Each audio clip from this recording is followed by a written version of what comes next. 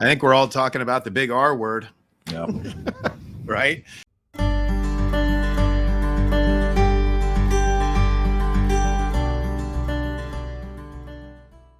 What are some other things that have been kind of coming up from questions from clients right now? I know we've been having quite a few meetings lately. Whenever things get a little bit choppy or bumpy here in the markets, clients are obviously more willing to meet. And I know that the four of us have been pretty busy lately.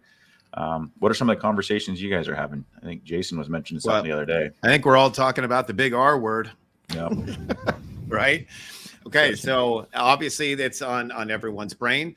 Everyone is expecting a recession next year. I think the conversation is more about the depth, the length, everything like that. But I've got some data I'll pull up, and when I think about this too, and not that I'm specifically trying to be a contrarian, but I'm trying to think of the times in history. In the 20 years I've been doing this, and anyone older that's been doing this longer, I don't know if I can come up with one time in history when every analyst, every expert, every investor all expected the exact same thing to occur and they were all right.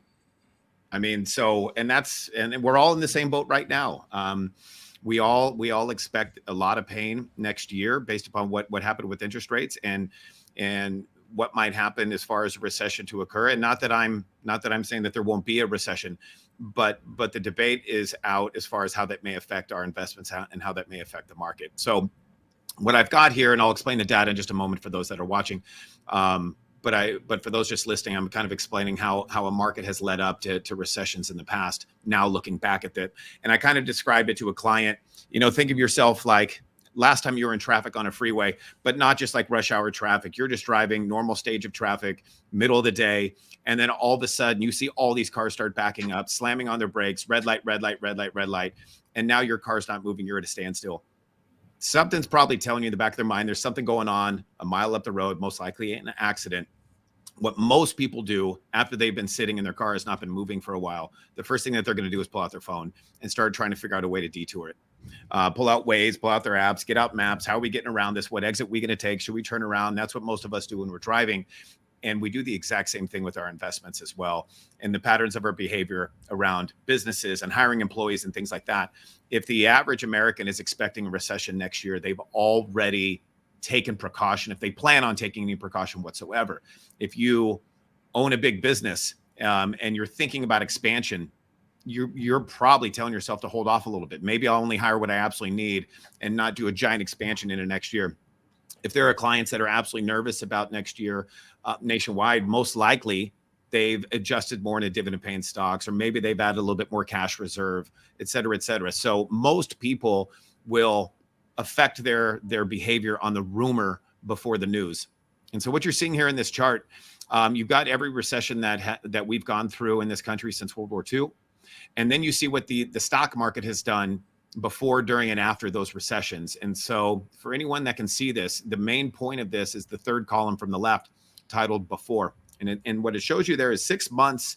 The majority of the pain in the stock markets occurred 6 months before we ever even knew we were in a recession.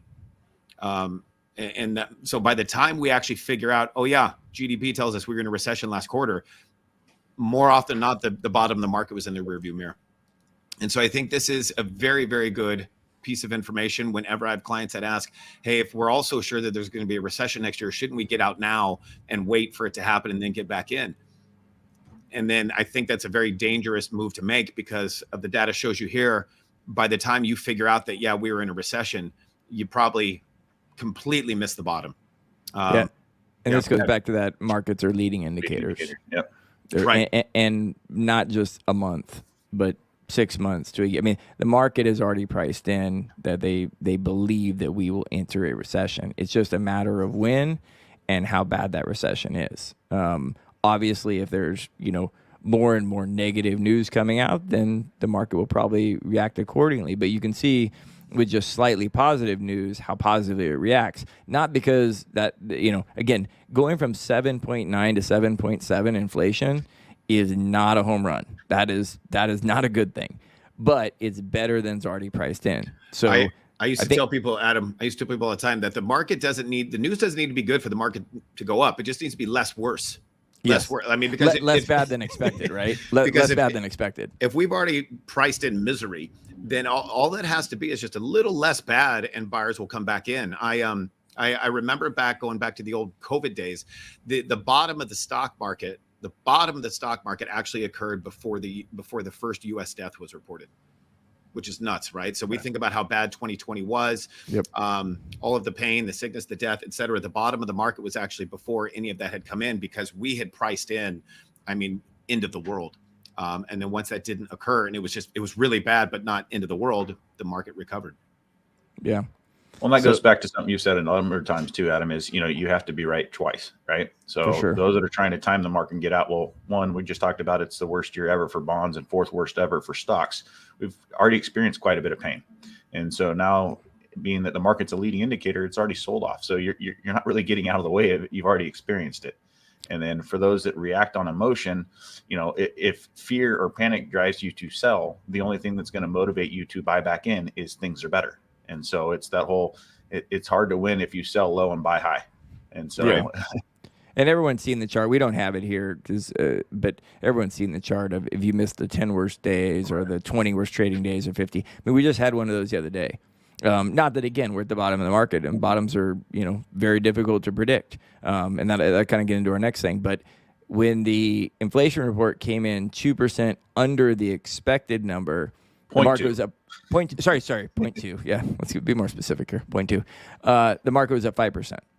So if you missed that day, that's a 5% move that you missed. Again, is that gonna, in the long run, is that gonna kill you? But if you miss the next 6 months because you're waiting for something bad to happen and the market rallies 20% or 25%, then you've ridden it all the way down, got out, and then missed all the way back. And this, can't overstate how often this happens. Not to our clients, thankfully, but the average investor does this all the time. There are numerous studies on the average investor and how poorly they perform relative to just buying some kind of index, which, again, I'm not advocating is the greatest strategy, but buying some kind of S&P 500 index and just holding it and doing nothing.